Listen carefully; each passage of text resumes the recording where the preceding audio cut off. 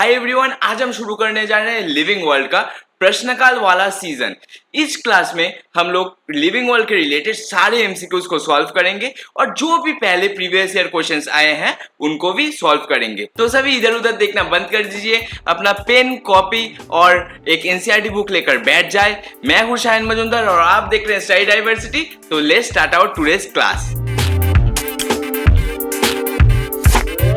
Last class में मैंने दो चीजें थोड़ा ट्विस्टेड बता दिया था, पहले उसका करेक्शन कर लेते हैं। चलिए देखिए, मैंने जब बोटानिकल गार्डन का फेमस बोटानिकल गार्डन का एग्जाम्पल पढ़ा रहा था तभी एक चीज थोड़ा ट्विस्टेड बोल दिया था, जो कि है इंडियन बोटानिकल गार्डन और नेशनल बोटानिकल रिसर्च इंस्टीट्यूट। मैंने लिखाया था, अगर आप नोट अच्छी तरह से देखे होंगे, मैंने लिखाया था नेशनल बोटानिकल गार्डन और इंडियन बोटानिकल रिसर्च इंस्टीट्यूट, थोड़ा उल्टा कर दिया था।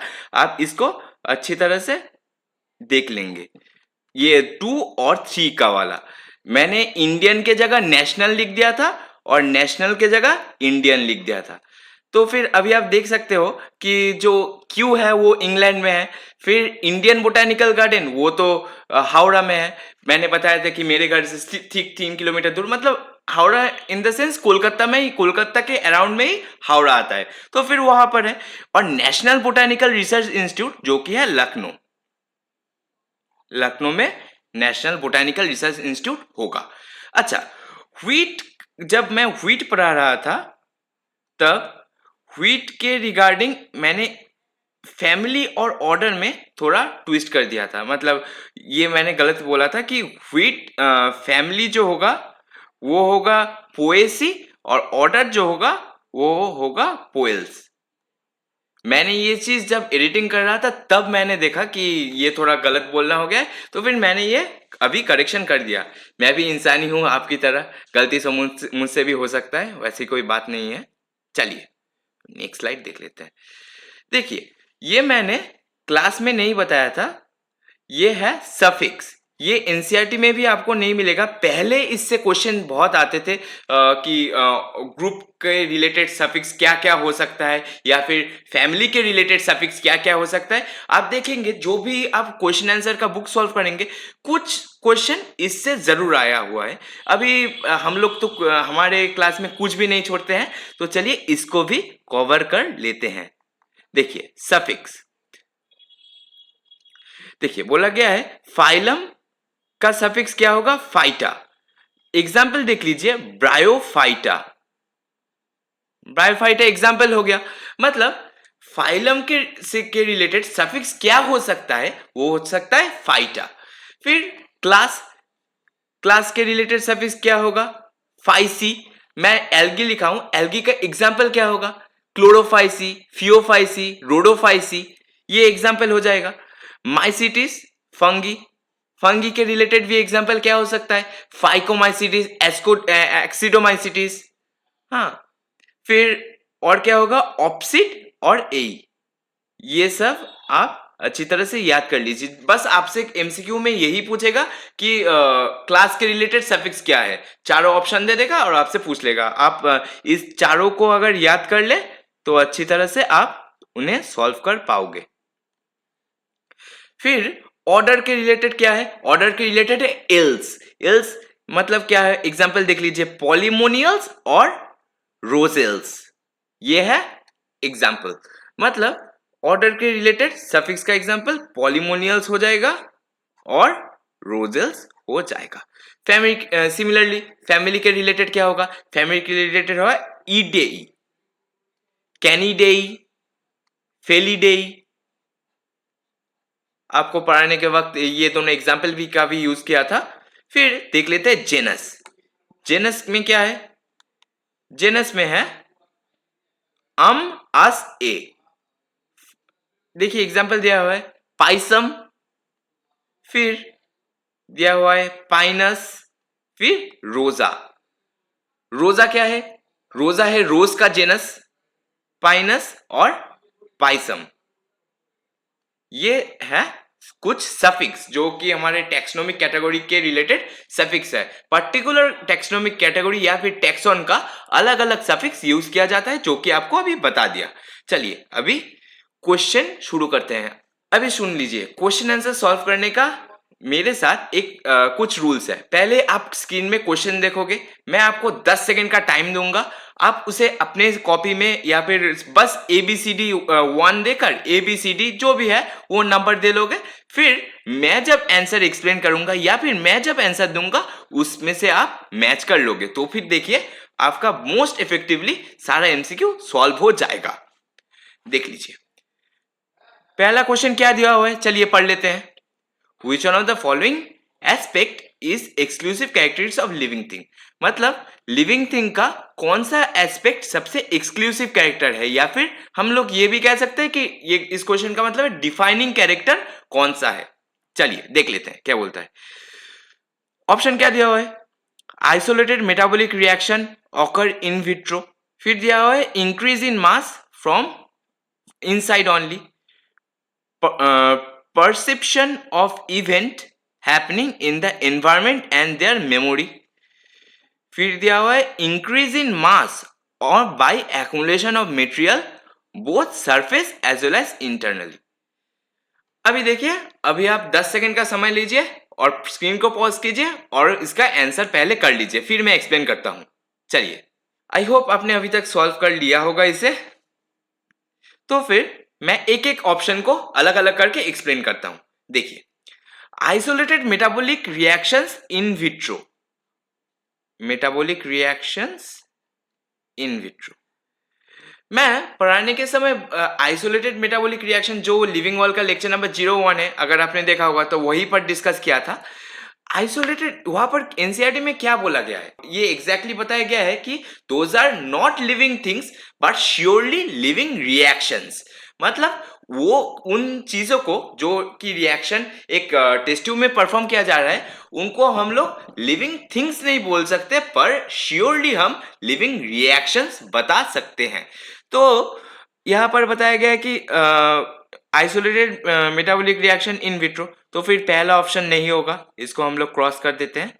फिर बताया गया है कि increase in mass from inside, कभी नहीं हो सकता, इसको भी हम क्रॉस कर देते हैं, क्योंकि मैंने बताया था कि growth increase in mass from inside हो या फिर increase in mass from outside हो, दोनों ही डिफाइनिंग फीचर्स कभी नहीं होंगे। फिर perception of event happening in the environment and there memory, ये करेक्ट ऑप्शन हो सकता है। मैं इसे बस राइट दे रख रहा हूं। फिर लास्ट ऑप्शन देखते हैं, increase in mass by accumulation of material both on the surface as well as internally as well as externally. देखिए एक चीज कि मैंने ये पढ़ाने के टाइम भी बताया था, चिंटू के घर का एग्जाम्पल देके बताया था कि सपोज ये चिंटू का घर है। अब चिंटू बहुत ईयर हो गया, बहुत पुराना घर हो गया, बहुत दिन पहले बनाया था चिंटू ने। अब चिंटू नोटिस कर रहा है कि उसके घर का जो सॉइल का लेवल था, उसके घर का जो सॉइल का लेवल था वो अब बढ़ के इतना हो गया है। तो चिंटू सोचने लगा कि मेरा घर क्या जमीन के अंदर धसे चले जा रहा है या फिर जमीन मेरे घर को खा जा रहा है धीरे धीरे। फिर चिंटू ने अच्छी तरह से सोचा और साइंस का स्टडी किया और उसने जाना कि यहाँ पर सॉइल का डिपोजिशन हो रहा है, यहाँ पर जो हो रहा है वो सॉइल का डिपोजिशन हो रहा है, इसलिए सॉइल के लेवल में इंक्रीज हो रहा है। तो फिर देखिए, ये एक इंक्रीज इन मास या फिर increase in layers from the outside हो गया, यहाँ पर कई जगह से सॉइल आके यहाँ पर एक्यूमुलेट हो रहा है, तो फिर ये भी ऑप्शन नहीं होगा। तो फिर इस क्वेश्चन का आंसर होगा ऑप्शन नंबर सी। चलिए हम नेक्स्ट क्वेश्चन की तरफ जाते हैं, फिर देखते हैं क्या बोलते हैं। यहां पर बोला गया है कि living organism can be exceptionally distinguish from non living things on the basis of the ability for, मतलब लिविंग को हम नॉन लिविंग से कैसे डिस्टिंग्विश कर सकते हैं। आप ऑप्शन पढ़ लीजिए पहले, फिर मैं इसको सॉल्व कर देता हूं। आपके पास पक्का 10 सेकंड का टाइम है, आप उसको पढ़ लीजिए, फिर मैं इसको सॉल्व कर दूंगा। चलिए, आई थिंक आपने अभी तक आंसर कर दिया होगा। चलिए अब मैं इसको एक्सप्लेन कर देता हूं। देखिए, interaction with environment and progressive evolution, फिर बताया गया है रिप्रोडक्शन, फिर बोला है ग्रोथ एंड मूवमेंट, फिर बोला रिस्पॉन्सिवनेस टू टच। अभी अब बताइए, रिप्रोडक्शन क्या डिफाइनिंग प्रॉपर्टी है? मतलब हम लोग कुछ लिविंग ऑर्गेनिज्म ऐसे भी है जो रिप्रोड्यूस नहीं करते, जैसे आपका म्यूल हो गया, जैसे आपका वर्कर हनी भी होगा, फिर इनफर्टाइल कपल हो गया, वो लोग कभी रिप्रोडक्शन नहीं करते लिविंग होके भी। फिर ग्रोथ एंड मूवमेंट, तो फिर रिप्रोडक्शन क्रॉस दे देता हूँ। ग्रोथ एंड मूवमेंट, आपको ग्रोथ बताया था कि ग्रोथ इनसाइड हो सकता है, आउटसाइड हो सकता है। वो एक चीज आउटसाइड किन लोगों का होता है, आउटसाइड नॉन लिविंग के लिए होता है। फिर ग्रोथ और रिप्रोडक्शन में हम लोग यूनिसेलुलर ऑर्गेनिज्म में कभी डिफरेंशिएट नहीं कर सकते, तो फिर हम लोग ग्रोथ को डिफाइनिंग प्रॉपर्टी नहीं बोलेंगे, इसे भी काट दिया। फिर interaction with environment and progressive evolution, इसको भी हम डिफाइनिंग प्रॉपर्टी नहीं कह सकते, क्योंकि कहीं पर भी इवोल्यूशन का मतलब डिफाइनिंग प्रॉपर्टी लिविंग और नॉन लिविंग के साथ कोई भी रिलेशन नहीं है। तो फिर हम लोग इसी को करेक्ट ऑप्शन बता सकते हैं कि रिस्पॉन्सिवनेस टू टच। देखिए, क्वेश्चन सॉल्व करने के समय मैं ना पूरा जो सॉल्यूशन है उसका वैसे नहीं लिख रहा हूं, क्योंकि मैं जब पढ़ा रहा था तब अच्छे से आपको लिख लिख कर बता दिया था। अब क्वेश्चन सॉल्व करने के टाइम भी एक और बार लिखूं तो फिर बहुत टाइम चला जाएगा और आपका भी वैसे टाइम वेस्ट। मैं ऐसे वर्बली आपको बता दे रहा हूं पूरा सॉल्यूशन, पर उसको मैं पूरा फिर नोट डाउन नहीं कर रहा हूं। मैंने जब पढ़ाया था उसको पूरा लिख लिख के सब कुछ टू दी पॉइंट लिख लिख के बताया था। अभी मैं बस जो आंसर ठीक होगा और गलत होगा उसको बता दे रहा हूं। चलिए नेक्स्ट क्वेश्चन की तरह जाते हैं। Select correctly written scientific name of mango, which is the first described, which was first described by Carolus Linnaeus. आप स्क्रीन पॉज कीजिए और आंसर दे लीजिए। पहले देखिए, मैग्निफेरा इंडिका, यहां पर इंडिका का आई जो है, जो कि स्पीसीज नेम है, वो कैपिटल में दिया हुआ है। हमें क्या पता है? हमें पता है कि जेनस जो कि फर्स्ट नेम होगा साइंटिफिक नेमिंग का, वो हर समय कैपिटल में होगा, और जो स्पीसीज नेम होगा जो कि जेनस के नेम के बाद में होगा वो स्मॉल लेटर में होगा। यहाँ पर इंडिका देखिए कैपिटल लेटर में दिया हुआ है, तो फिर इसे हम कंसीडर नहीं करेंगे, क्रॉस दे लिए। मैग्निफेरा इंडिका कार्ल लेनिन, ये भी नहीं होगा क्योंकि सिर्फ लेनिन होगा, ये नहीं होगा। देखिए यहां पर क्या हुआ है, ये इसका मतलब कैरोलस लिनियस का फर्स्ट नेम भी दिया है, इसके लिए कार्ल लिख दिया है। देखिए ये कभी नहीं हो सकता। फिर दिया है मैग्निफेरा इंडिका। हम लोग को पता है कि मैंगो को जो साइंटिफिक नेमिंग दिए थे उनका भी हम लोग नेमिंग लिखेंगे, मतलब उनका नाम भी हम लोग अलग से लिखेंगे, तो फिर ये भी नहीं होगा। राइट होगा option number C, Mangifera indica Linn. फिर देख लेते हैं next question. Which of the following is against the rule of ICBN. अभी बताया गया है कि आईसीबीएन के रूल के अगेंस्ट कौन सा ऑप्शन दिया हुआ है। चलिए देख लेते हैं। Hand written scientific name should be underlined, ये तो ठीक ही है, इसे हम लोग कभी गलत नहीं बताएंगे। Every species should be have generic name and specific epithet, ये भी ठीक बताया गया है कि साइंटिफिक नेम का दो पार्ट है, एक स्पीसीज नेम और एक जेनेरिक नेम, ये भी ठीक बताया गया है। Scientific name are in Latin and should be italicized, इसको आप अगर गलत बता रहे हो तो आपको घोर पाप लगेगा, ये घोर अन्याय है अगर आप इसको गलत बता रहे हो, ये भी ठीक है। फिर बताया गया है generic and specific name should be written starting with small letter. देखिए जेनेरिक नेम हमेशा कैसे होता है, जेनेरिक नेम हमेशा कैपिटल लेटर में होता है, तो हम इसे लिखेंगे कैपिटल।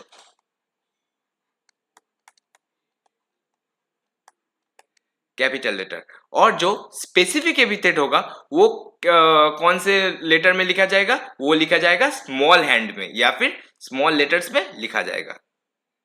जो स्पीसीज नेम, तो फिर हमारा ऑप्शन नंबर डी हमारा करेक्ट आंसर होगा।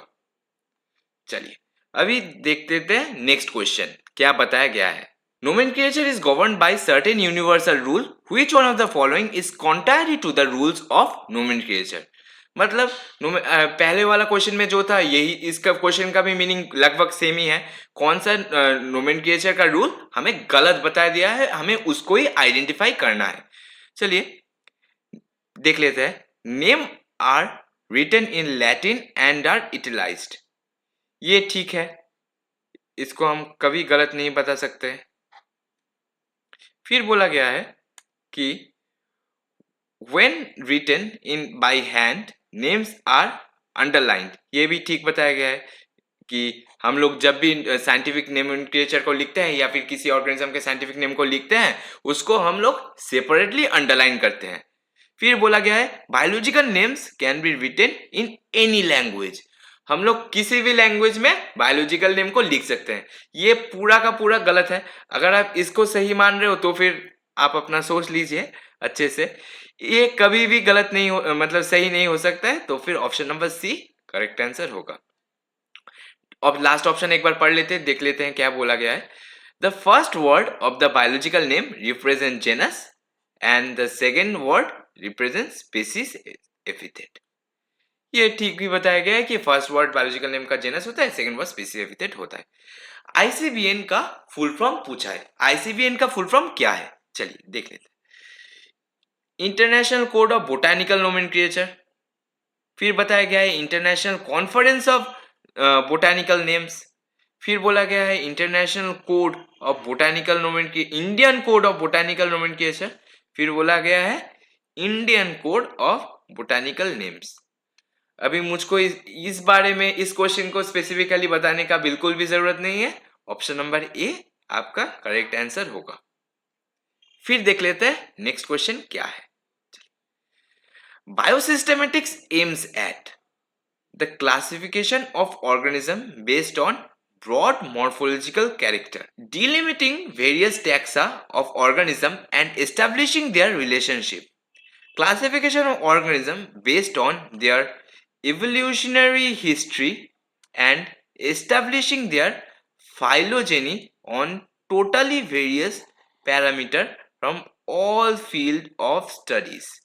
Identification and arrangement of organism on the basis of cytological characters. अच्छा, अभी आप बताइए सिस्टेमेटिक्स क्या है, हम लोग सिस्टेमेटिक्स के बारे में क्या लिख सकते हैं। सिस्टेमेटिक्स मैंने जब पढ़ाया था तभी भी बताया था, एक बार थोड़ा देख लेते हैं।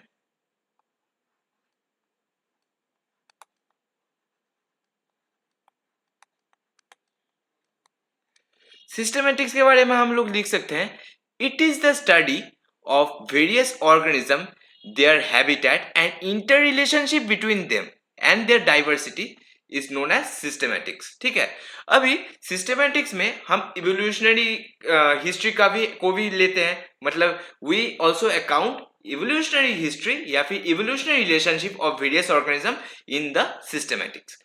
तो फिर इसके अनुसार ऑप्शन नंबर सी आपका करेक्ट आंसर हो जाएगा, ये सब गलत होगा। अच्छा, Linnaeus is credited with Linnaeus, Carolus Linnaeus को हम लोग, लिनियस का पूरा नाम कैरोलस लिनियस है, हम लोग किसके लिए क्रेडिट देते हैं, तो फिर हम लोग लिख सकते हैं कि कैरोलस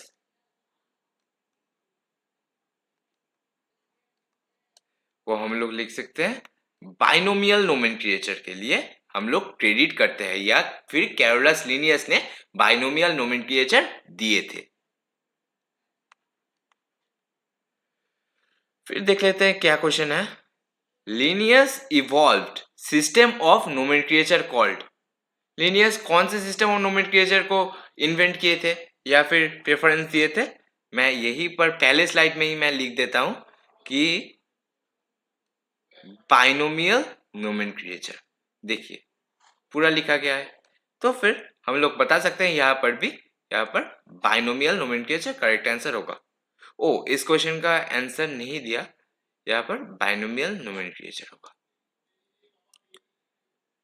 फिर देखिए क्वेश्चन दिया हुआ है, which of the following belongs to family Muscidae, मतलब मूसिडेई फैमिली में कौन सा ऑर्गेनिज्म बिलोंग करता है?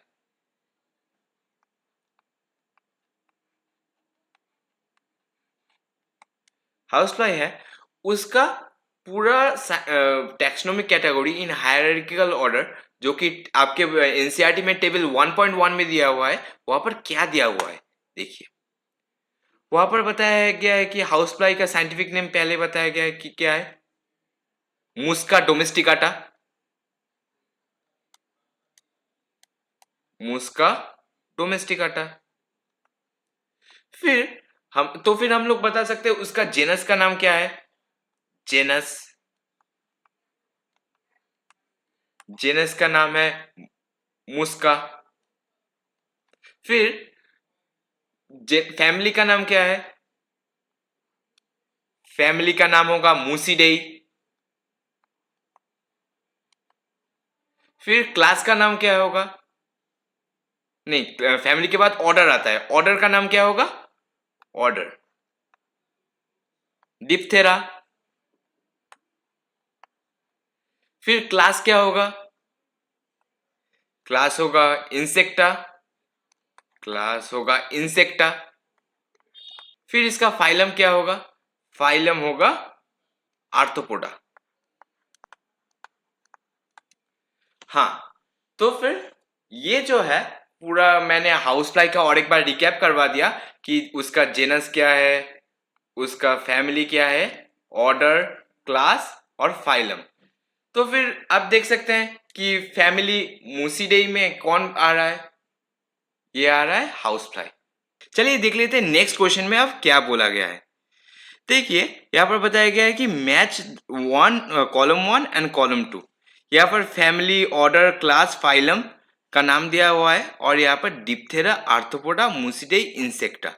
मैंने बस पहले स्लाइड में ही आपको हाउस फ्लाई का पूरा साइंटिफिक कैटेगरी, पूरा taxonomic category in hierarchical order आपको बताया। देख लीजिए आप और एक बार, genus, family, order, phylum, order, class, phylum बताया।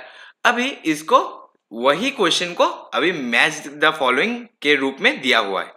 देखिए तो फिर हम बता सकते हैं कि फाइलम कौन सा होगा। फाइलम होगा आर्थ्रोपोडा। तो फिर हम लोग पहले डी को 2 देंगे।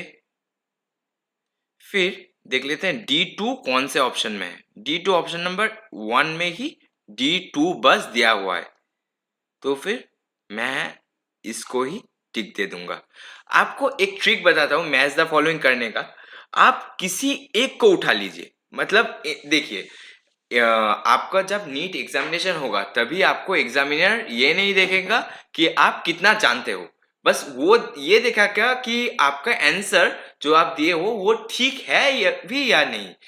अभी आप अगर पूरा मैच ऐसे 1 2 3 4 करके मिलाओगे तो फिर आपका वहां पर 10 सेकंड मैच जो बोला है कि एमसीक्यू के लिए लगना चाहिए एक बायोलॉजी के स्टूडेंट का, वो फिर आपका 30 से 40 सेकंड चला जाएगा, वहां पर ही किल हो जाएगा। आप उसके जगह बहुत सारे इजी जो बायोलॉजी का एमसीक्यूज होगा उसको कर पाओगे। पर अगर आप ऐसे करके करो कि मैंने जैसे अभी बोला कि मैंने पहले डी पकड़ लिया, फिर डी फाइलम दिया है, फाइलम हाउस फ्लाई का फाइलम क्या होगा? हाउस फ्लाई का फाइलम होगा आर्थ्रोपोडा। मैंने यहाँ पर इसको मार्क कर दिया। तो फिर डी ऑप्शन नंबर 2 बस एक ही ऑप्शन में दिया हुआ है D2। देखिए सभी जगह D3 दिया हुआ है, D1 दिया हुआ है। तो फिर जो ऑप्शन नंबर 1 होगा वो करेक्ट ऑप्शन होगा। फिर भी मैं अभी के लिए देख लेता हूँ, सभी एक बार चेक कर लेता हूँ सभी जो ऑप्शन दिया हुआ है। देखिए फिर फैमिली क्या होगा?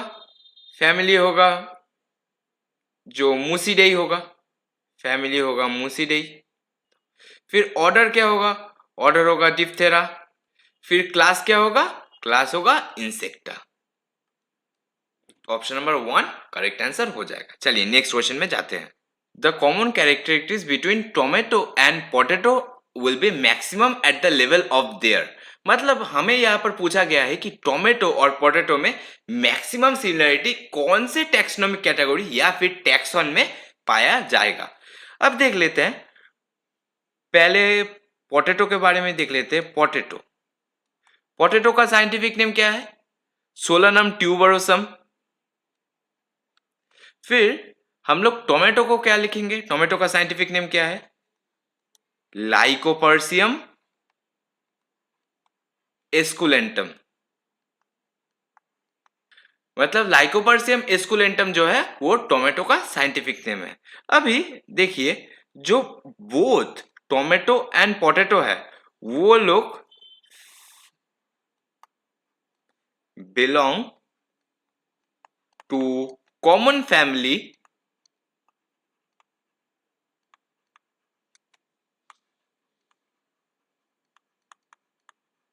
कौन से कॉमन फैमिली बिलोंग करते हैं पता है आपको?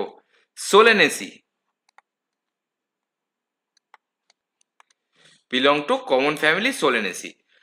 इसीलिए उन दोनों में मतलब पोटैटो और टोमेटो में कौन से टैक्सोन में सबसे ज्यादा कॉमन कैरेक्टर पाया जाएगा? फैमिली में। तो फिर ऑप्शन होगा फैमिली, क्योंकि दोनों ही सेम फैमिली में ही बिलोंग करते हैं, इसलिए फैमिली के लेवल में ही दोनों में बहुत ज्यादा सिमिलर कैरेक्टर या फिर large number of similar characters पाया जाएगा। चलिए अभी नेक्स्ट क्वेश्चन देख लेते हैं क्या है। बोला गया है species is considered as real basis unit of classification, lowest unit of classification, artificial concept of human mind, and which cannot be defined in absolute terms, real unit of classification derived in taxonomist। अभी देखिए, ये lowest unit हो सकता है, मतलब option number B भी हो सकता है। कुछ कुछ ठीक लगता है मुझे, आपको भी लगेगा, क्योंकि टेक्सोनोमिक कैटेगरी को आप अगर हायरार्किकल ऑर्डर में अरेंज किए तो फिर लास्ट में कौन आएगा? स्पीसीज आएगा। तो फिर लोएस्ट यूनिट हो सकता है। Artificial concept of human mind, ये दोनों तो पूरा एकदम बकवास ऑप्शन दिया हुआ है, हम लोग पहले ही क्रॉस कर देंगे। देखिए, real basis unit of classification, ये ऑप्शन नंबर बी से भी ज्यादा सही ऑप्शन है, क्योंकि बेसिक यूनिट ऑफ क्लासिफिकेशन हम लोग किसे कहते हैं? स्पीसीज को कहते हैं, क्योंकि उसके स्पीसीज के लेवल में ही सबसे ज्यादा नंबर ऑफ सिमिलर कैरेक्टर पाया जाएगा। और टेक्सोनोमिक कैटेगरी को अगर जो पहले भी बताया, टेक्सोनोमिक कैटेगरी को अगर आप हायरार्किकल ऑर्डर में अरेंज किए तो फिर स्पीसीज सबसे फास्ट में आएगा, मतलब सबसे नीचे आता है। तो फिर option number A correct answer हो जाएगा। अभी देखिए नेक्स्ट क्वेश्चन में क्या बोला गया है, Which of the following is less general in character as compared to genus? मतलब जेनस में जितने नंबर ऑफ कॉमन कैरेक्टर पाया जाएगा among the member of the groups, उसके उससे कम कॉमन कैरेक्टर कौन से टैक्सॉन में पाया जाएगा। चलिए इसके लिए मैं थोड़ा नेक्स्ट स्लाइड में चला जाता हूँ, यहाँ पर थोड़ा स्पेस है, यहाँ पर पूरा एक बार टैक्सोनोमिक कैटेगरी आपको हायरार्किकल ऑर्डर में लिख के दिखा देता हूँ। चलिए पहले हम क्या लिखेंगे? स्पीसीज,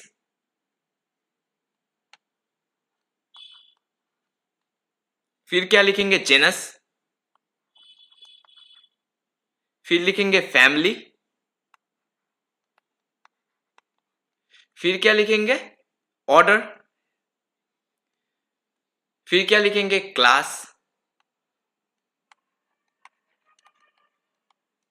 फिर फाइलम या फिर डिवीजन,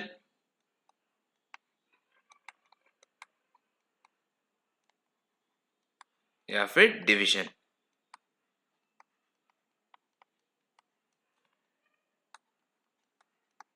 फिर होगा किंगडम। एक बार कलर चेंज कर लेता हूं पेन का, ताकि आपको अच्छे से समझ आ जाए। ऐसे एरो दे रहा हूं ताकि ये पूरा सही तरीके से अरेंज हो जाए। देखिए, species, genus, family, order, class, phylum, division, kingdom. आपको पढ़ाने के टाइम में क्या बोला था? जब हम नीचे से ऊपर की तरह जाते हैं हायरार्किकल टेक्सोनोमिक ऑर्डर में या फिर टेक्सोनोमिक के हायरार्किकल ऑर्डर में, तभी नंबर ऑफ कॉमन कैरेक्टर क्या होगा? डिक्रीज करेगा। तो फिर हम जब भी ऐसे मूव करेंगे हम लोग लिख सकते हैं कि number of common characters will decrease. मतलब जेनस में जितने नंबर ऑफ कॉमन कैरेक्टर पाया जाएगा among the member of the groups, उसके अनुसार, उसके कंपेयर में फैमिली में और कम नंबर ऑफ कॉमन कैरेक्टर पाया जाएगा, ऑर्डर में और कम, क्लास में और कम।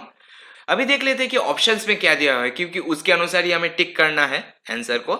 तो चलिए देख लेते हैं। स्पीसीज है, डिवीजन है, फैमिली है, क्लास है। आई थिंक इधर देखिए जेनस के ठीक ऊपर क्या है, फैमिली आ रहा है, तो फिर ऑप्शन नंबर डी आ जाएगा। अगर इसी क्वेश्चन में पूछता कि मोर जनरल, यहां पर तो लेस जनरल देकर पूछा है, अगर इसी क्वेश्चन में पूछता कि मोर जनरल कौन सा टैक्सॉन हो जाएगा, तो फिर हो जाता तभी स्पीसीज, तब स्पीसीज आंसर हो जाता, पर यहां पर फैमिली होगा। फिर देख लेते हैं, taxon is a unit of group of. इस क्वेश्चन का तो कोई एक्सप्लेनेशन का जरूरत ही नहीं है, group of taxonomy. Taxon is a unit of group of taxonomy. Sequence of taxonomic category, मतलब टैक्सोनॉमिक कैटेगरी को एक सीक्वेंस में अरेंज करने बोला है। देखिए यहाँ पर तो मैंने टैक्सोनॉमिक कैटेगरी को एक सीक्वेंस में हायरार्किकल ऑर्डर में अरेंज कर दिया, पर यहाँ पर एक चीज जो ट्राइब है, वो मैंने जो कैटेगरी लिखा वहां पर मिसिंग है। आंसर को पढ़ने से पहले या फिर ऑप्शन को पढ़ने से पहले मैं एक चीज बता दूं कि जो जेनस और फैमिली के अंदर एक और टैक्सॉन कंसीडर किया जाता था, ये पहले कंसीडर किया जाता था, पर अभी इसको एलिमिनेट कर दिया गया है। ये बहुत पहले का क्वेश्चन है, देखिए 1992 का क्वेश्चन है। अभी इसको ट्राइब को कंसीडर भी नहीं करते। यहाँ पर और एक होता है जो कि बोलते हैं ट्राइब। तो फिर ऑप्शन नंबर सी आपका करेक्ट आंसर हो जाएगा, क्योंकि यहां पर ही देखिए स्पीसीज दिया हुआ है, जेनस, ट्राइब, फैमिली, फिर दिया हुआ है ऑर्डर, क्लास, डिवीजन। तो फिर ऑप्शन नंबर सी जो होगा वो करेक्ट आंसर हो जाएगा। फिर नेक्स्ट क्वेश्चन देख लेते हैं। अ ग्रुप ऑफ प्लांट और animal with similar traits of any rank is, मतलब यहां पर बताया गया है, पूछा है कि एक ऐसा ग्रुप जिसके अंदर सिमिलर कैरेक्टर्स ऑफ प्लांट्स और एनिमल्स को हम लोग रख सकते हैं, तो फिर वो ऐसा ग्रुप को हम क्या कहते हैं? वैसे ग्रुप को हम टैक्सॉन कहते हैं। फिर बोला गया है कि taxon is a group of related family, group of related species, a type of living organism, या taxonomic group of any ranking. मैंने टैक्सॉन पढ़ाने के टाइम ही आपको बोला था कि टैक्सोनॉमिक कैटेगरी के एक एक रैंक को हम लोग टैक्सॉन कहते हैं। तो फिर यही ऑप्शन डी ऑप्शन ही ज्यादा मैच खा रहा है, और बाकी जो है वो कोई भी नहीं होगा। फिर नेक्स्ट क्वेश्चन देखते हैं क्या बोला गया है कि basic unit of system of taxonomy classification is. Basic unit क्या है बताइए? अभी इन सभी में बेसिक यूनिट क्या है? आपको जो दो तीन स्लाइड पहले एक स्पीसीज का क्वेश्चन आया था, वहां पर भी बोला गया है कि species is the real basic unit of classification. तो फिर इसका ऑप्शन भी स्पीसीज हो जाएगा। देखिए एक क्वेश्चन को बहुत तरीके से घुमा फिरा के आपको पूछा जा सकता है, उसको भी आपको ध्यान में रखना पड़ेगा। फिर बोला गया है कि लेवल of herbarium sheet does not carry. अभी पूछा है हार्वेरियम शीट होता है, हार्वेरियम शीट के लेवल आपको बोला था कि ऐसा एक बॉक्स होता है हार्वेरियम शीट में, ऐसा एक बॉक्स होता है, इस बॉक्स को हम कहते हैं लेवल।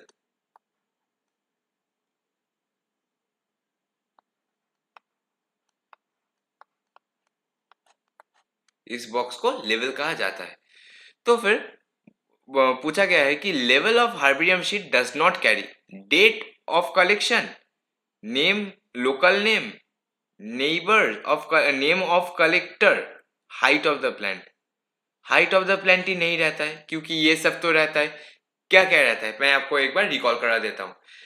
लेवल में रहता है डेट और place of collection, English, local और बोटानिकल नेम, कलेक्टर्स नेम और फैमिली नेम, ये 4 चीजें लेवल में नोटेड रहता है या फिर प्रेजेंट रहता है। हाइट ऑफ द प्लांट कभी नहीं रहता है, ये तो नहीं होगा। फिर पूछा है कि which of the following is not the correct statement, इसमें से कौन सा स्टेटमेंट करेक्ट नहीं है। A museum has collection of photograph of plants and animals। Museum में क्या रहता है, म्यूजियम में डेड प्लांट और एनिमल के स्पेसिमेंस रखते हैं हम, मतलब उनके बोन्स, उनके उनके मतलब अगर कोई एनिमल बड़ा हो तो उसको स्टफिंग करके रखेंगे, अगर कोई इंसेक्ट हो तो उसके लिए क्या क्या स्टेप फॉलो किया जाएगा, उसके लिए स्टेप क्या फॉलो किया जाएगा, कलेक्टिंग, फिर पिनिंग, फिर लेवलिंग, उसके लिए ये स्टेप फॉलो किया जाएगा। फिर अगर बहुत ही स्मॉल एनिमल हो तो फिर उसको हम फॉर्मेलिन सॉल्यूशन में डिप करके रखेंगे ताकि वो एज इट इज रहे at the for the type of collection. इसलिए option number A correct option हो जाएगा, क्योंकि नॉट द करेक्ट स्टेटमेंट पूछा है कि फिर एक हो गया तो फिर तो बाकी ठीक ही होगा, इसलिए पढ़ने की जरूरत नहीं है। फिर भी मैं पढ़ देता हूं अभी के लिए key is the taxonomic aid for identification of specimen, ये ठीक है। Herbarium is the house dried pressed preserve plant specimen, ये भी ठीक है। फिर botanical garden have collection of living plants for reference, ये भी ठीक है, क्योंकि बोटानिकल गार्डन में आपको बोला था लिविंग प्लांट को रखा जाता है। One of the most important function of botanical garden is, botanical garden का कुछ प्राइम फंक्शन पूछा गया है। क्या क्या प्राइम फंक्शन हो सकता है, देख लेते हैं ऑप्शन क्या क्या दिया हुआ है। They provide beautiful areas for recreation, ये मतलब घूमने हम लोग सभी जाते हैं बोटानिकल गार्डन में, मतलब प्लांट देख लिया, सच्ची बात बोला जाए तो प्लांट देखने आजकल कौन जाता है, आप ही बोलिए। कुछ मतलब कपल्स लोग जाते हैं, कपल्स लोग घूमने के लिए जाते हैं, वहां पर पिकनिक करके चले आते हैं, एक जगह ऑफ रिक्रिएशन भी है, बहुत सही। फिर बोला गया है one can observe tropical plant, ये भी देयर, ये भी सही है कि कोई कोई लोग ट्रॉपिकल प्लांट भी देख सकते हैं, क्योंकि हमें पता है कि बोटानिकल गार्डन में वेरियस जगह से, वर्ल्ड के वेरियस जगह से या फिर वेरियस डाइवर्सिटी ऑफ प्लांट एक जगह पर स्टडी के लिए स्टोर किया जाता है या फिर ग्रो किया जाता है ताकि हम लोग उसका स्टडी कर पाए। They allow ex situ conservation of germ plasm, देखिए ये एक सीरियस काम लगता है कि एक प्लांट का जो उसके नेटिव हैबिटेट में वेरियस टाइप्स ऑफ ऑर्गेनिज्म के लिए बोलिए या फिर क्लाइमेटिक कंडीशंस के चेंज के लिए बोलिए, वो उसके मतलब नेटिव हैबिटेट में अच्छा ग्रो नहीं हो पा रहा है या फिर धीरे धीरे एक्सटिंक्ट हो जा रहा है, उसको हम लोग एक प्रोटेक्टिव एनवायरनमेंट में लाए और उसको स्टोर कर दिए। तो फिर ऑप्शन नंबर सी बहुत अच्छा ऑप्शन लग रहा है। फिर ऑप्शन नंबर डी देख लेते हैं, लास्ट वाला, they provide natural habitat for wild life, ये तो कभी नहीं हो सकता है, मतलब आप लोग तो बोटानिकल गार्डन में जाकर एनिमल नहीं देख पाओगे, एनिमल को तो जू में रखा जाता है, ये ऑप्शन अगर जू के लिए होता तो फिर ठीक हो सकता था। तो फिर यहाँ पर option number C correct option होगा। फिर हम लोग देख लेते हैं नेक्स्ट क्वेश्चन में क्या बोला है। Match the item in column 1 in those of column 2, मतलब कॉलम 1 कॉलम 2 मैचिंग कर रहा है, सिंपल मैचिंग दिया हुआ है। देखिए एक बार पढ़ लेते हैं, पहले दिया गया हुआ है हार्बेरियम, चलिए देख लेते हैं हार्बेरियम का कौन सा ऑप्शन हो सकता है। It is a place for collection of preserve plant and animals, नहीं। It's a list for enumeration and methodological found in area, ये भी नहीं होगा।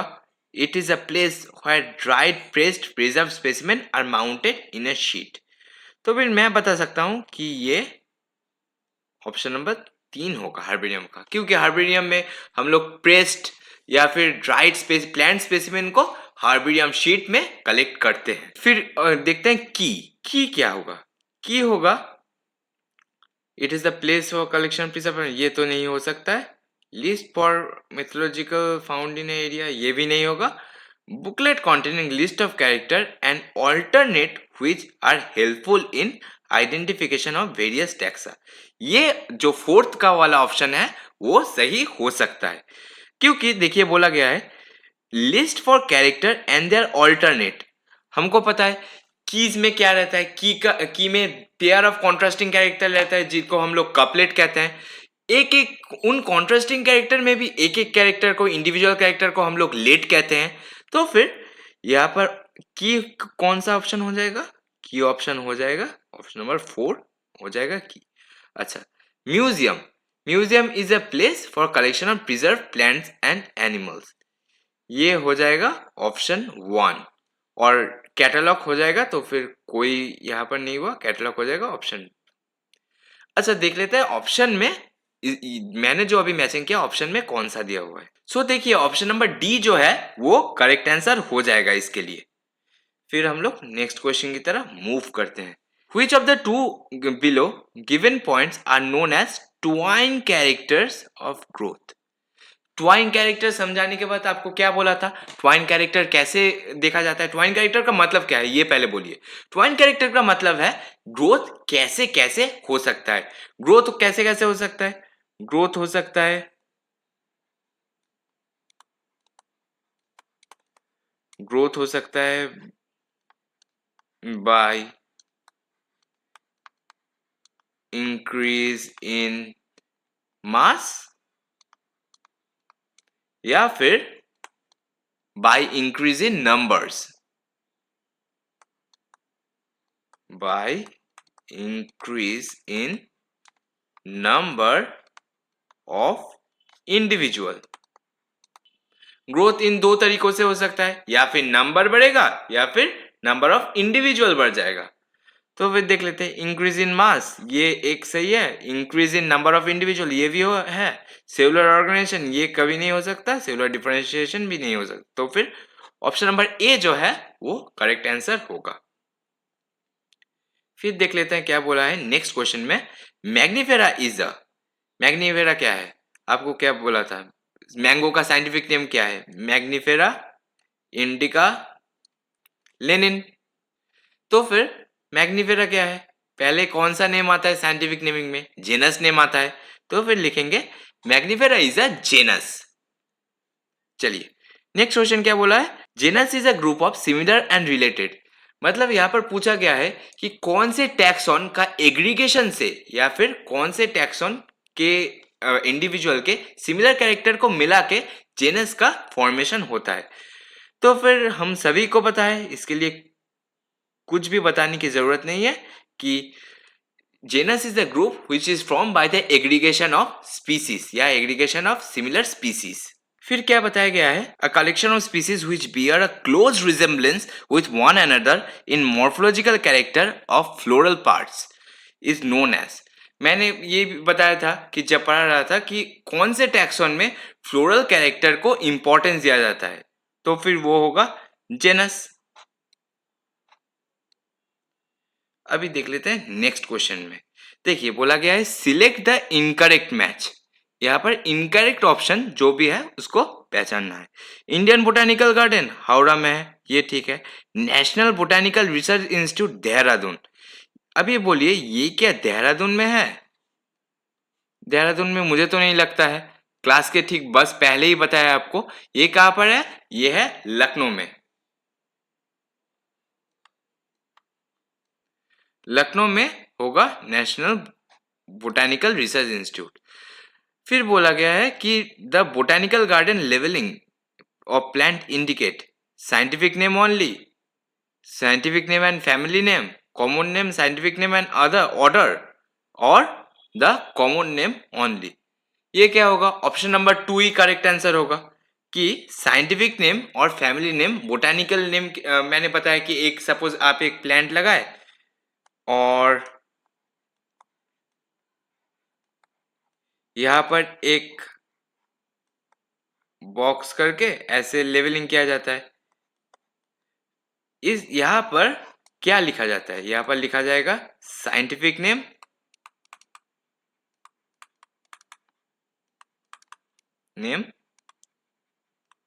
And family name. Scientific name और फैमिली नेम हम लोग उस बॉक्स में लिखेंगे। चलिए अभी नेक्स्ट स्लाइड देख लेते हैं।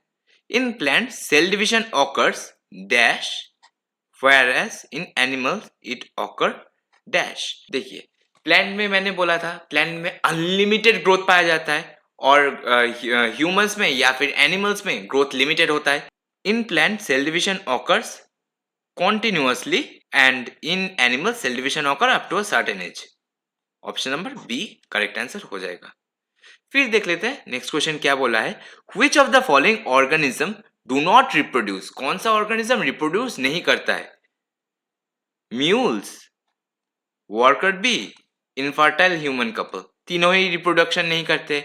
इसके लिए ही इन तीनों के लिए ही पर्टिकुलरली रिप्रोडक्शन को हम डिफाइनिंग प्रॉपर्टी नहीं बोल सकते क्योंकि ये लिविंग है पर ये रिप्रोडक्शन नहीं कर रहे हैं, तो फिर इसके लिए रिप्रोडक्शन डिफाइनिंग प्रॉपर्टी नहीं हुआ, तो option number D correct answer हो जाएगा। नेक्स्ट क्वेश्चन देख लेते हैं। देखिए स्टेटमेंट वाइज क्वेश्चन दिया हुआ है, read the following statement and select the correct option.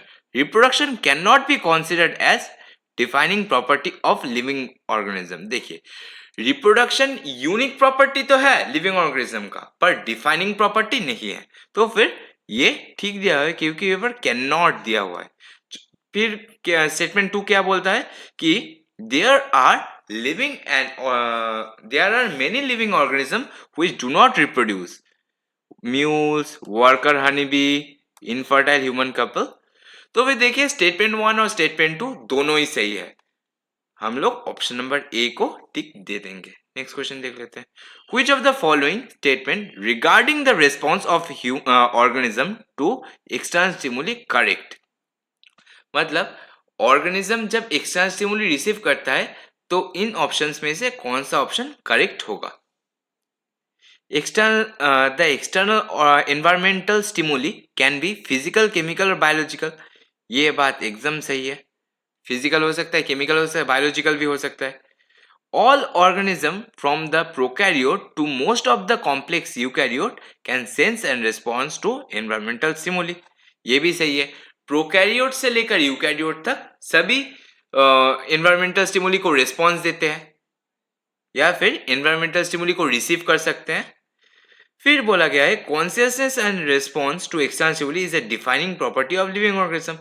Consciousness और रिस्पॉन्स टू एक्सटर्नल स्टिमुली जो प्रॉपर्टी है वो तो प्रॉपर्टी एक प्रोकैरियोट में, यूनिसेलुलर प्रोकैरियोट में भी पाया जाता है और जो मल्टीसेलुलर यूकैरियोट है बड़े बड़े उनमें भी पाए जाते हैं। तो फिर इसीलिए हम बोल सकते हैं कि ये दो प्रॉपर्टी डिफाइनिंग प्रॉपर्टी है लिविंग ऑर्गेनिज्म का। Option number D correct answer हो जाएगा। देखिए सभी ऑप्शन करेक्ट है तो फिर option number D correct answer होगा। अभी आपको ये इस टाइप के एमसीक्यू सॉल्व करने का एक ट्रिक बता देता हूं। अगर आप साइमल्टेनियसली देखें कि दो ऑप्शन करेक्ट आ रहे हैं, तीसरे को देखिए ही मत। मैं देखा कि ऑप्शन नंबर ए करेक्ट आया, मैंने देखा ऑप्शन नंबर बी भी करेक्ट आ गया, मैं थर्ड को पढ़ूंगा ही नहीं, मैं ऑल ऑफ दिस लगा दूंगा। इससे आपका टाइम सेव हो जाएगा एग्जाम में और कुछ भी नहीं। देखिए नेक्स्ट क्वेश्चन क्या बोला है, read the following statement and select the correct ones. Increase in mass and increase in number of individual are twin characters of growth. ये सही है। Metabolic reactions can be demonstrated outside the body of a isolated cell free system. ये भी सही है। Response to external stimuli is a defining property of living organism. ये भी सही है क्योंकि पहले ऑप्शन तो आपको पता ही है कि इंक्रीज इन मास और increase in number of individual twine characters of growth, आपको कुछ देर पहले ही बोला। मेटाबॉलिक रिएक्शन, ये भी एक बार क्वेश्चन में आया था कि metabolic reaction occurring in a cell in vitro are living reactions but are not living things, ये भी बोला गया है। फिर रिस्पॉन्स टू एक्सटर्नल स्टिमुली, तो ये तो अभी जस्ट बोला आपको, तो फिर option number D correct answer हो जाएगा।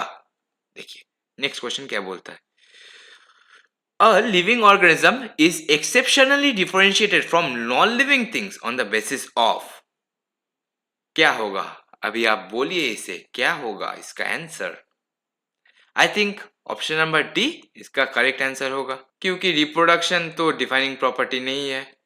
यहाँ पर हमें इस क्वेश्चन का मतलब क्या है, हमें पूछा गया है कि कौन सा प्रॉपर्टी डिफाइनिंग प्रॉपर्टी होगा लिविंग ऑर्गेनिज्म का मतलब उसी के सहारे हम लोग लिविंग को नॉन लिविंग थिंग से डिफरेंशिएट कर पाएंगे। अभी देखिए रिस्पॉन्सिवनेस, यही होगा आंसर। क्योंकि रेस्पॉन्स टू एक्सटर्नल स्टिमुली वही एकमात्र डिफाइनिंग प्रॉपर्टी हो सकता है। फिर मेटाबॉलिज्म भी होता है, वैसा बात नहीं है। फिर क्वेश्चन क्या बोला है, which of the following is the of correct representation of organisation in living being. Living being के अंदर करेक्ट ऑर्गेनाइजेशन का हमें सीक्वेंस वाइज रिप्रेजेंट करना है। अभी देखिए ऑप्शन नंबर ए में क्या बोला है, सबसेलुलर सेलुलर इंडिविजुअल कम्युनिटी पॉपुलेशन। ये को हम लोग होल्ड में रखते हैं, ये नहीं हो सकता। फिर बोला गया है एटॉमिक मॉलिक्यूलर सब molecular cellular tissue organ system individual. मुझे लगता है इसका स्ट्रॉन्ग एक फीलिंग्स आ रहा है कि यही ऑप्शन होगा, क्योंकि देखिए एटॉमिक एटॉमिक बहुत सारे एटॉम मिलके क्या फॉर्म करते हैं, मॉलिक्यूल फॉर्म करते हैं। फिर बहुत सारे मॉलिक्यूल मतलब सेलुलर थिंग्स मिलके क्या फॉर्म करते हैं, सब सेलुलर। फिर सेलुलर, बहुत सारे सब सेलुलर सब्सटेंस मिलकर क्या फॉर्म करेंगे, सेल फॉर्म करेंगे, सेलुलर ऑर्गेनाइजेशन फॉर्म करेंगे। सेलुलर, अब टिश्यू क्या है, एक्युमुलेशन ऑफ वेरियस सेल्स को हम लोग टिश्यू बोल सकते हैं। फिर बहुत सारे टिश्यू का और एक्युमुलेशन होके या फिर बहुत सारे टिश्यू जोड़ के क्या बनता है, ऑर्गन बनता है। एक हैंड में बहुत सारे टिश्यूज है। फिर ऑर्गन सिस्टम के बाद इंडिविजुअल आ जाता है। फिर ऑप्शन नंबर सी देख लेते हैं, इंडिविजुअल पॉपुलेशन ऑर्गन सिस्टम। ये नहीं हो सकता है, यहाँ पर ही पूरा गड़बड़ी लग रहा है। Atomic molecular tissue individual, tissue के बाद इंडिविजुअल डायरेक्ट आ गया, ये तो कभी नहीं होगा। तो फिर ऑप्शन नंबर बी जो है ये करेक्ट आंसर होगा।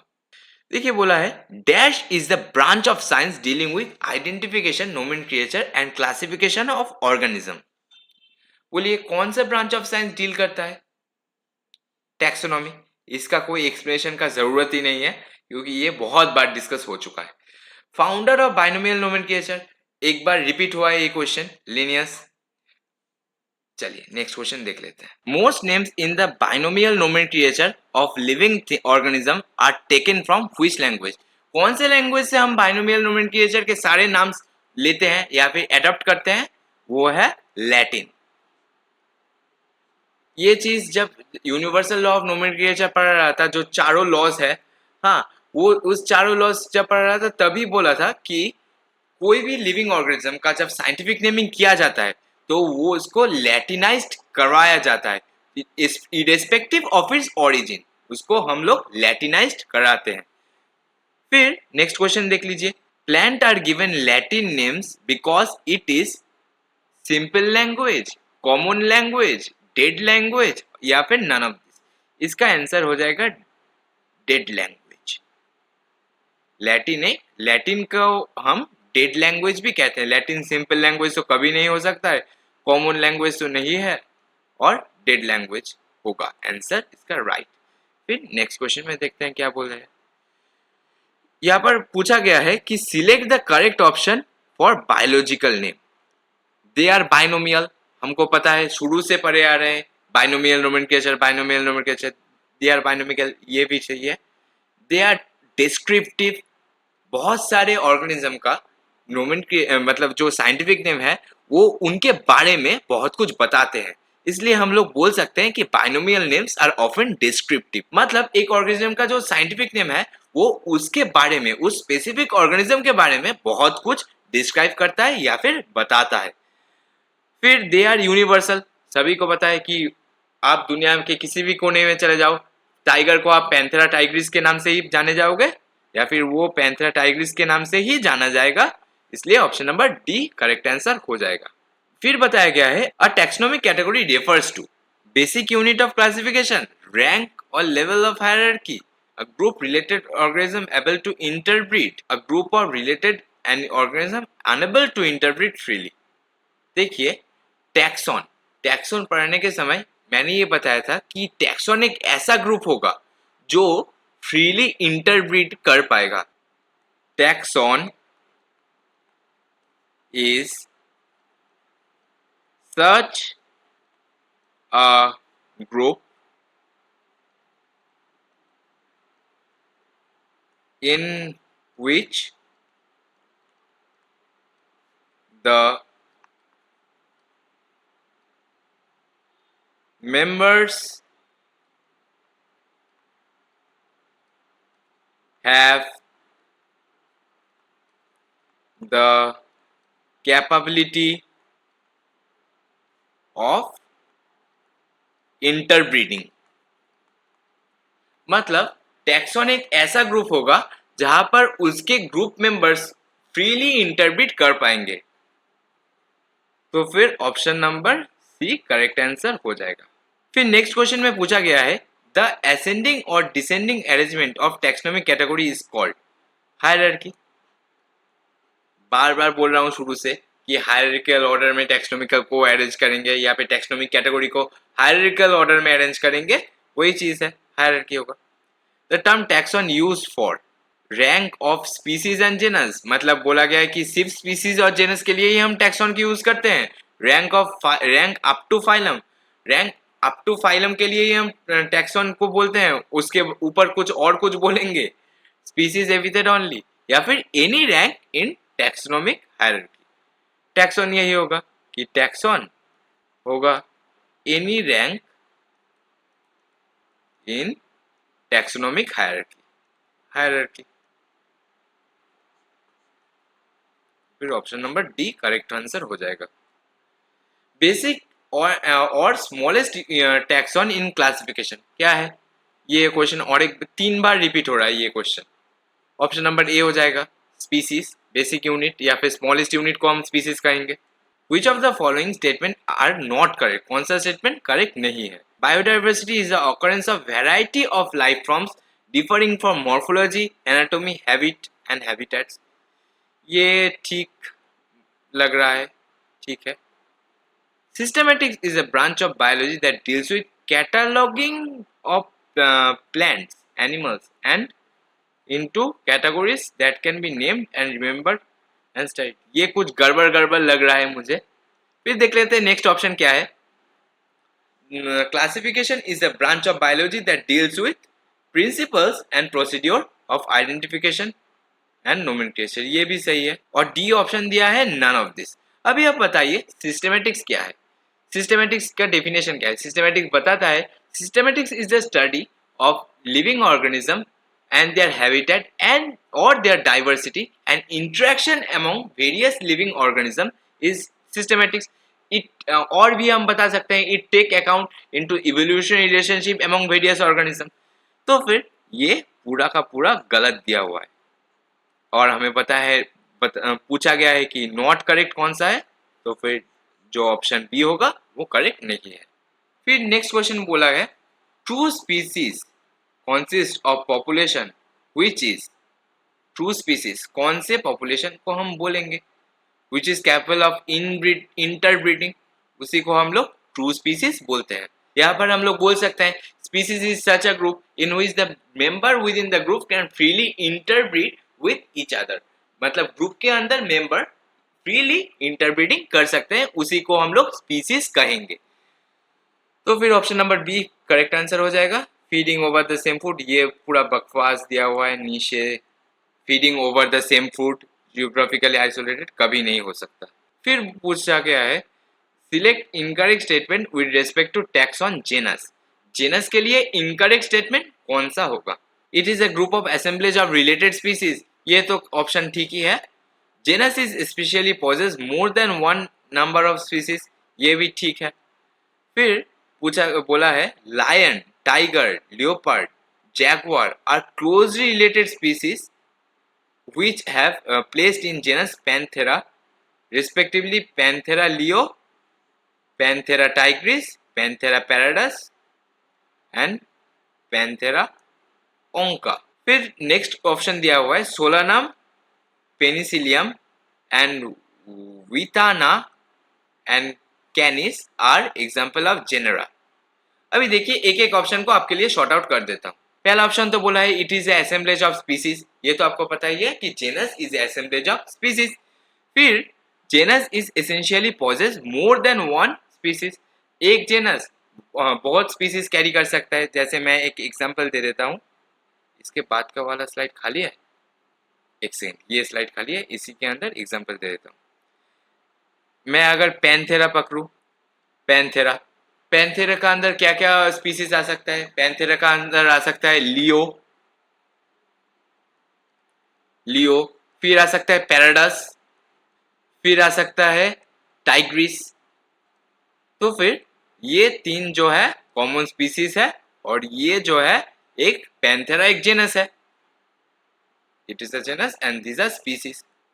फिर नेक्स्ट ऑप्शन जो दिया हुआ है, Solanum, Petunia, Withania and Canis are example of genera. यहाँ पर विटाना के बारे में एक चीज बता दूं, जो अश्वगंधा का साइंटिफिक नेम है वो है विटाना सोमनिफेरम। ये आपके एनसीईआरटी बुक में नहीं दिया हुआ है, पर ये मैं एक्स्ट्रा एक चीज लिख देता हूँ। जो अश्वगंधा है, अश्वगंधा का साइंटिफिक नेम है विटाना सोमनिफेरम, इसको नीचे लिख देता हूँ। विटाना सोमनिफेरम अश्वगंधा का साइंटिफिक नेम है। फिर हम नेक्स्ट क्वेश्चन की तरफ जाते हैं। तो फिर इसका आंसर क्या होगा? वो इसका आंसर ही बताना भूल गया। इसका आंसर क्या होगा? इसका आंसर सी हो जाएगा, क्योंकि ये सभी तो करेक्ट है, ये भी करेक्ट हो गया। कैनिस भी एक जेनरा है, सोलरम पेनिसिलियम ये सभी जेनरा का नाम है। देखिए यहाँ पर जो दिया हुआ है जैकवर, जैकवर पैंथेरा जेनस के अंदर नहीं आता है, इसलिए option number C wrong answer हो जाएगा या फिर इनकरेक्ट होगा। अभी नेक्स्ट क्वेश्चन में क्या बोला गया है? Taxonomic category below the level of family, family के नीचे कौन सा टेक्सोनोमिक कैटेगरी आता है? आपको एक बार वो जहां पर हायरार्की लिखा था उस स्लाइड में ले चलते हैं। चलिए,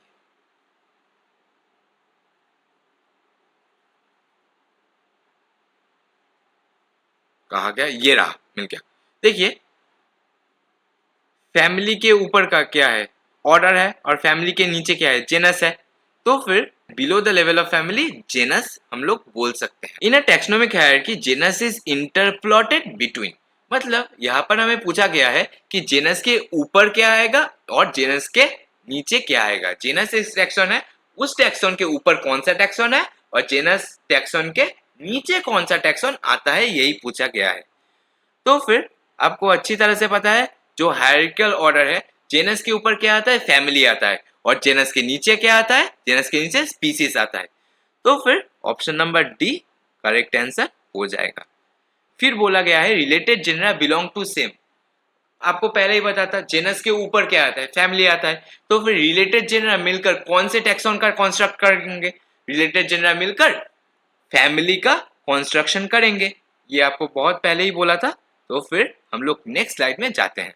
इन a taxonomic category family is interpolated between, family एक टैक्सॉन है, उस टैक्सॉन के ऊपर क्या आता है और उस टैक्सॉन के नीचे क्या आता है? ऑर्डर और जेनस हो जाएगा करेक्ट आंसर, क्योंकि हम पता है कि फैमिली जो टैक्सॉन है उसके ऊपर कौन सा टैक्सॉन आता है? उसके ऊपर आएगा ऑर्डर आएगा, फिर उसके नीचे कौन सा आएगा? उसके नीचे जेनस आएगा। तो फिर option number C correct answer हो जाएगा।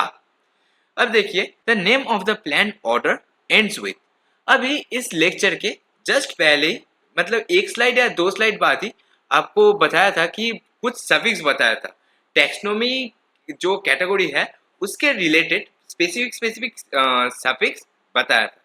तो फिर ऑर्डर से रिलेटेड सफिक्स कौन सा होता है? ऑर्डर के रिलेटेड सफिक्स है एल्स, ये ऑप्शन करेक्ट हो जाएगा। फिर देख लेते हैं क्या बोला है। Which of the following category possesses maximum number of related character? Maximum number of related character कहाँ पाया जाएगा? जो कैटेगरी सबसे नीचे होगा उसमें maximum number of common character पाया जाएगा। तो फिर स्पीसीज करेक्ट आंसर हो जाएगा, क्योंकि स्पीसीज सबसे नीचे आता है। बोला गया है which of the following option represent the classification of the given animal, मतलब जो गिवन एनिमल दिया हुआ है, यहाँ पर किसका पिक्चर दिया हुआ है? टाइगर का पिक्चर दिया हुआ है। तो फिर टाइगर से रिलेटेड मतलब जो टैक्सोनॉमिक कैटेगरीज दिया हुआ है वो कौन सा मैच कर रहा है, इसको पूछा है। चलिए देख लेते हैं। टाइगर का साइंटिफिक नेम क्या है? हम सभी को पता है टाइगर, टाइगर लिख सकते हैं पैंथेरा टाइग्रिस, पैंथेरा टाइग्रिस होगा। तो फिर स्पीसीज नेम टाइग्रिस हो रहा है और जेनस नेम पैंथेरा हुआ बी और सी में, मतलब बी और सी के अंदर ही कोई एक ऑप्शन होगा। देखिए टाइगर का जो फाइलम होता है वो होता है कॉर्डाटा, क्योंकि टाइगर कॉर्डेट्स है, टाइगर के अंदर dorsal hollow nerve cord present रहता है, तो फिर टाइगर कॉर्डेट है, इसलिए option number B correct answer हो जाएगा। The term systematics refers to identification and study of organ system, identification and prevention of plant and animal, diversity and kinds of organism and their relationship, study on habitat of their classification। Option number C correct answer हो जाएगा। Diversity को study करते हैं and relationship को study करते हैं between various organism. फिर देखते रहते हैं नेक्स्ट स्लाइड में। अच्छा, रॉयल बोटेनिकल गार्डन कहाँ पर है? रॉयल बोटेनिकल गार्डन क्यू है इंग्लैंड में, तो फिर ए का जो ऑप्शन होगा वो ऑप्शन नंबर 2 होगा। ए का 2 एक ही ऑप्शन दिया हुआ है। आप लोग बाद में जो नेक्स्ट ऑप्शन है उसको बाद में मैच कर लेना। मैं ऑप्शन नंबर ए दे के नेक्स्ट क्वेश्चन की तरह मूव ऑन करता हूं। चलिए, study the following statement regarding significance of botanical garden, incorrect one, and select the incorrect one. This help in growing important plant, local flora and keeping their record. ये भी सही है। This help in providing living plant material for research work. ये भी सही बात है। They help in growing and maintaining rare endangered plant. ये भी सही है। तो फिर option I think none of this हो जाएगा, क्योंकि देखिए तीनों ही सही है, तो फिर कौन सा गलत होगा? none of this। अभी देख लेते हैं नेक्स्ट क्वेश्चन क्या बोला है। Read the following statement and regarding biological museum. Which above the following statement are not correct? कौन सा करेक्ट नहीं है? Biological museum are generally set up in the educational institute, schools and colleges. ये तो सही बात है। Museum are a collection of preserved plants and animal specimen for study and reference. ये भी सही है। Specimen are preserved in the container jar and preservative solution, ये भी सही है। आपको बोला था फॉर्मलिन सॉल्यूशन में प्रिजर्व किया जाता है। फिर killing insect boss, collecting, killing, pinning, ये प्रोसेस भी सही बताया गया है। फिर large animals and birds and mammals are usually stuffed and preserve, ये भी सही है। स्केलेटन्स और of mammals are not allowed to keep in museum, ये पूरा का पूरा गलत है, क्योंकि स्केलेटन्स रहता है, आप बहुत मैमल्स के स्केलेटन देख सकते हो। फिर यहाँ पर मैच करने बोला है। बोटेनिकल गार्डन में क्या पाया जाता है? बोटेनिकल गार्डन में preserve plant specimen, preserve plant animals में, लिविंग प्लांट या फिर living wild animals. Option A जो होगा उसका 3 के साथ मैच होगा, तो फिर हम बोल सकते हैं कि बी और सी में कोई भी एक ऑप्शन होगा। देख लेते हैं अभी देखिए सी का वाला पकड़ लेते हैं। म्यूजियम में क्या रहता है? Preserve plants and animal species या फिर प्रिजर्व प्लांट स्पेसिमेन। म्यूजियम में हमेशा पता है कि preserve plants and animal specimen ही रहेगा, तो फिर ऑप्शन नंबर बी जो है ये करेक्ट ऑप्शन हो जाएगा। चलिए अभी नेक्स्ट की तरह मूव करते हैं। बोला है which of the following serve as a quick referral system. Quick referral system कौन सा है जिसे हम हमारे पास एक स्पेसिमेन है प्लांट का, हम इसे देखकर मिला लिए या फिर देखकर इसको मैच करके रफली मॉर्फोलॉजिकल फीचर देख के मैच करके हम लोग इसे मिला लिए। वैसा हम कहाँ पाते हैं? हम लोग हर्बेरियम में हम वैसा कर सकते हैं, तो फिर option number C correct answer हो जाएगा। Read the following statement and select the correct option. ये क्वेश्चन भी रिपीट लग रहा है। ये क्वेश्चन ऑप्शन नंबर 1 किया था कुछ देर पहले, ये क्वेश्चन भी रिपीट हो गया है। अच्छा, की is the taxonomical add which is used for the identification of organism. ये स्टेटमेंट इज न की इज कॉल्ड लेट। मैंने बताया था कि की में कॉन्ट्रास्टिंग पेयर ऑफ कैरेक्टर रहते हैं और उन कॉन्ट्रास्टिंग पेयर ऑफ कैरेक्टर को कपलेट कहते हैं और उन कॉन्ट्रास्टिंग पेयर में एक एक स्टेटमेंट को हम लोग लीड कहते हैं, तो फिर यहाँ पर ऑप्शन लीड हो जाएगा। द कपलेट इन अ की is contrasting pair of character, अभी बताया आपको। Dash is the taxonomic aid and contain actual account for habitat and distribution of plant species of the area found in a particular area। ये हो जाएगा flora. Flora का ये proper definition दिया हुआ है कि फ्लोरा क्या अकाउंट करता है, एक पर्टिकुलर एरिया एक या फिर एक पर्टिकुलर रीजन में कौन कौन से प्लांट स्पीसीज स्पेसिफिकली मिलता है, उनका उसको हम लोग फ्लोरा से जान सकते हैं। फिर catalogue, catalogue is a list और register of name of all species found in a particular area. यही सही ऑप्शन है लग रहा है, क्योंकि booklet containing all the character and alternate, ये तो की तरह थोड़ा दिया हुआ है, की होगा ये। और handbook containing instruction of a species, ये नहीं हो सकता। और treatise having all information about a particular taxon, ये भी नहीं होगा। ऑप्शन नंबर ए जो होगा वो करेक्ट ऑप्शन होगा कैटलॉग का। सो हमारा क्लास यही आज समाप्त होता है। आई होप आज जो भी एमसीक्यूज मैंने आपको करवाया वो आप अच्छे से किए होंगे। अभी सुनिए, घर में और भी एमसीक्यूज लगाइए, जो भी बुक मिलता है। देखिए लिविंग वर्ल्ड आपका कंप्लीट हो गया है, लिविंग वर्ल्ड से रिलेटेड जो भी एमसीक्यूज पॉसिबल है और भी अगर आपके पास बुक है तो फिर उसे लगाइए, कोई बाउंडेशन नहीं है। जितना प्रैक्टिस आप घर में करोगे उतना ही आपका एग्जाम में स्मूथनेस हो जाएगा। जब भी आप मॉक टेस्ट दोगे, जब भी आप प्रैक्टिस क्वेश्चन सॉल्व करोगे, तब भी और भी आप बटरी वे से, मतलब बायोलॉजी के लिए मैं बोल रहा हूँ, बटरी वे से एमसीक्यू सॉल्व कर पाओगे। And thank you for attending my lecture.